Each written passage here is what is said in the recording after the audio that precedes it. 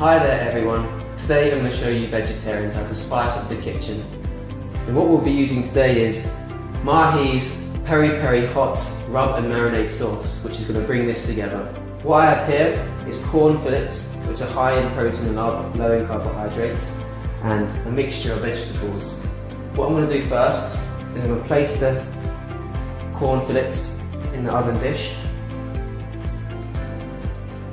and then after I'm going to get a mixture of vegetables and just place them next to it. This is very quick and easy to make, and after simply just get your hand in there, mix it about, and if you want it a bit crispy like I'd like it, just get a bit of olive oil and dash it over. After this, preheat the oven to 200 and leave it in there for about 20 minutes.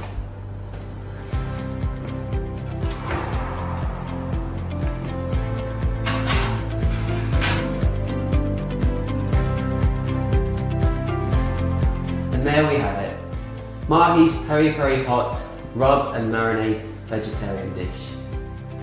From Mahi, with love.